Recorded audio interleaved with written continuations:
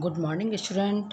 I am Rajendra Kaur from Guru Harkishan Senior Secondary School, Raising Nagar. I am teaching science for class 8th. Lesson 3, Synthetic Fiber and Plastic, Part 1. The clothes which we wear are made fabrics. जैसे कि आपको पता है जो आप cloth पहनते हो वो सारे फैब्रिक्स होते हैं और fabrics are made from fibres obtained from natural और आर्टिफिशियल सोर्स। और जो फैब्रिक्स होते हैं वो फाइबर से बनते हैं जो कि नेचुरल भी हो सकते हैं और आर्टिफिशियल तरीके से भी मैन मेड द्वारा बनाए गए भी हो सकते हैं। You have read in previous classes that natural fibres like cotton, wool, silk are obtained from plants और एनिमल्स। आपने जैसे कि प्रीवियस पहले वाली क्लासों में पढ़ा है कि नेचुरल फाइबर्स लाइक कॉटन जैसे वूल ऊन और सिल्क हमको प्लांट्स और एनिमल से मिलती है।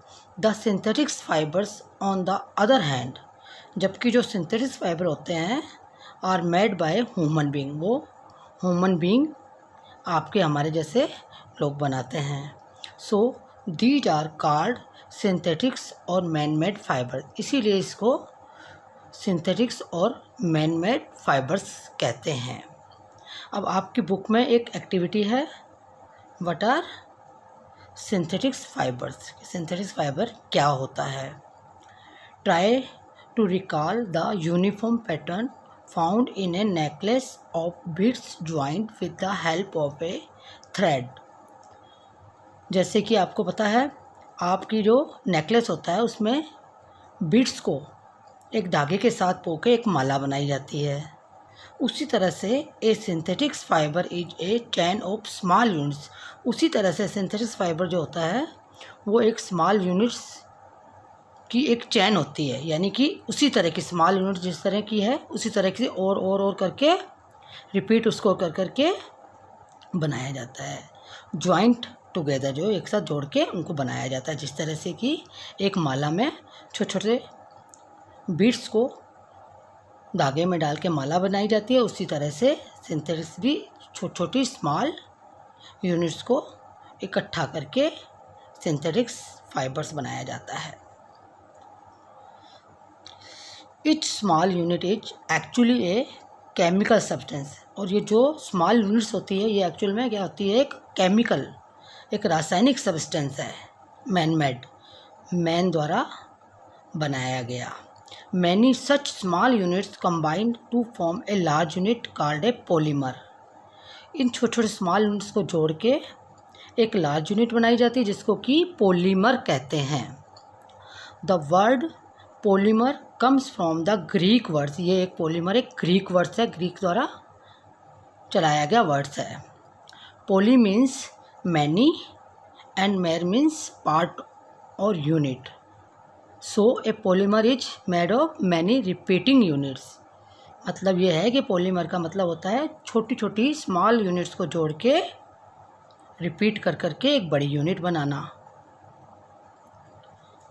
तो ये आपका कभी कभी क्वेश्चन पूछ लेते हैं कि पॉलीमर क्या होता है, तो आप बता सकते हो पॉली मीन्स मैनी एंड मेर मीन्स पार्ट्स ऑफ यूनिट, यानी कि छोटी छोटी यूनिट्स को मिला के एक बड़ी यूनिट बनाई जाती है जो कि पॉलीमर कहलाती है।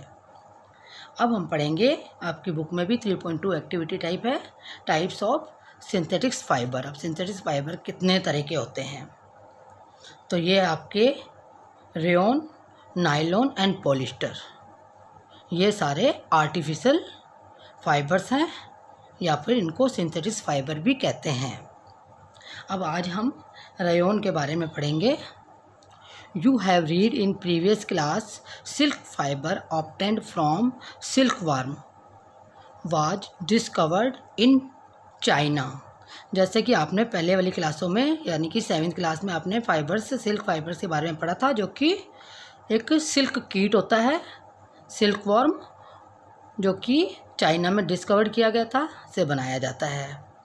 Fibres obtained from silk fibres was very costly.